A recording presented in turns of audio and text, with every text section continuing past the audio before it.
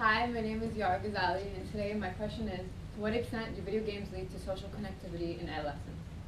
So in the stimulus by David Schaffer, Video Games and Future of Learning, and Video Games and Education by Kurt Squire, both of them focus on educational effects of video games and the social effects. So that led to my question, to what extent do video games lead to social connectivity in adolescence? So from a social perspective, some of the things that they talked about were adolescents bond over talking about things such as the video game. So some say that they might get really antisocial because of the fact that they play video games, but actually adolescents bond over talking to each other about it. So they might come to school and they might talk about it together, and that's how they make friends, because they have interests that are similar. So to counter that, some people say obviously that people that play video games tend to be isolated while they're playing. They like to yell and shout as they play, but not everyone is like that. A lot of people actually like to play together as friends or with their family. And David Schaffer stated that. So if you look at the graphics, so right here we have someone sitting alone in their room, but then you have a group of friends over there playing together in one video game. So educationally, we have a lot of people that play video games, adolescents. They come to school and they have some people need social skills, right? So their social skills, they can develop them, and they can be more interactive in their class. So when we're talking about their teachers, sometimes students are hidden away in a corner, but when they play video games, they're connected to people all around the world. So this would lead to them making more friends, and they might join group discussions in class, raise their hand, be more interactive in class. So she's raising her hand to talk to teacher, ask her a question.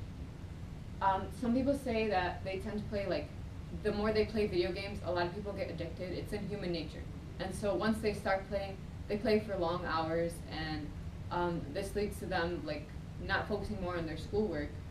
But some people it says they fall behind, but it's not everybody. Some people know how to limit themselves, and its simple solution is just kind of have a time limit for each other, and just limit each other on the hours of how many times you play a day, how many hours a week, and it won't really affect. If you look over here, it shows how many hours adolescents play during their time instead of focusing on their education, but it does everybody else they can limit themselves. So scientifically, players are more connected worldwide. So Amanda Lenhart et al., she talks about how everybody they play online games, multiplayer, online, everybody's together.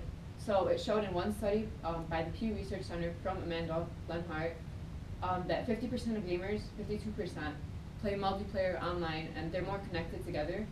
So it leads to more social skills, more connectivity to the world. So you make a lot more friends just from playing together. So besides, some people argue that from the research center that 48%, that other 48% is not they get awkward because they play alone and they sit in their own rooms in isolation. But that's not of that 48%, that's still a smaller percentage, and they could be playing with their family, or they're in the same room. It doesn't have to be playing online multiplayer. It doesn't just affect that.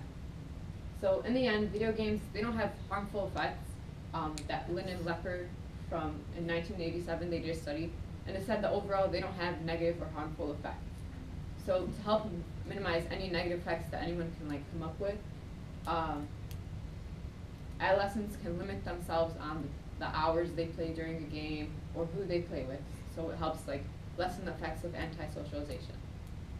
So limitations are, there are some people, you have to admit to yourself that you are spending too much time on these video games. It takes a person to admit it to himself and then fix the problem.